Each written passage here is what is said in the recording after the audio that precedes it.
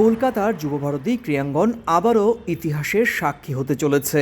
শনিবার এই স্টেডিয়ামেই পা রাখবেন বিশ্ব ফুটবলের মহাতারকা লিওনেল মেসি। আর সেই স্মৃতি ধরে রাখতে মেসির জার্সি গায়ে দিয়ে স্টেডিয়ামে ম্যাচ দেখতে ভক্তরা এরই মধ্যে লাইন দিয়ে টিকিট কিনতে শুরু করেছেন। কেউ কিনছেন মেসির জার্সিও। শুধু কলকাতা নয়, মেসিকে এক নজর দেখতে দূর দূরান্ত থেকে কলকাতায় আসতে শুরু করেছেন অনেক ভক্ত।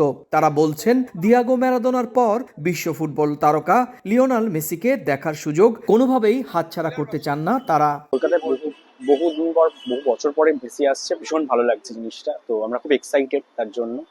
তো তার জন্য টিকিট কালেক্ট করতে আসা দুদিন আগে বেসিক্যালি। আমরা ভাগ্যবান যে মেসিকে দেখতে পাচ্ছি। মানে ফুটবলের রাজপুত্র আমরা জানতাম মারাদোনাকে, তারপরে লিওনেল মেসি। সুতরাং মেসিকে দেখবো, এটা ভাবতেই দারুণ আনন্দ হচ্ছে। থাকি হায়দ্রাবাদে, তো ওখানে কাজ করি।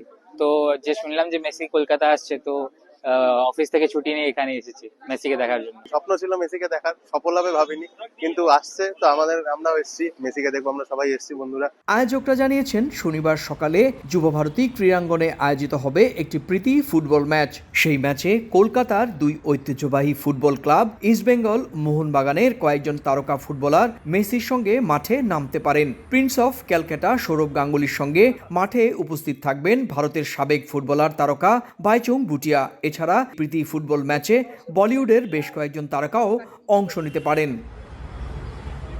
এর আগে স্টেডিয়াম সংলগ্ন এই 5 তারকা হোটেলে লিওনেল মেসি বিশিষ্ট ব্যক্তির সঙ্গে বৈঠক ও ফটো সেশনে অংশ নেবেন। সেখান থেকেই ভার্চুয়াল মাধ্যমে কলকাতা লেক টাউনে অবস্থিত তার 70 ফুট উঁচু মূর্তির উদ্বোধনও করবেন। 1911 সালে মোহনবাগান ইস্ট ইয়র্কশায়ার রেজিমেন্টকে 2-1 গোলে হারিয়ে ঐতিহাসিক আইএফএ শিল্ড জিতেছিলেন। সেই ঘটনার স্মারক হিসেবে 1911 সালের জার্সির আদলে বিশেষভাবে তৈরি একটি জার্সিও তুলে দেওয়া হবে মেসির হাতে। 3 দিনের ভারত সফর কলকাতা দিয়ে শুরু হলেও হায়দ্রাবাদ, মুম্বাই এবং দিল্লি হয়ে 17 ডিসেম্বর ভারত ছেড়ে যাবেন এই আর্জেন্টাইন তারকা।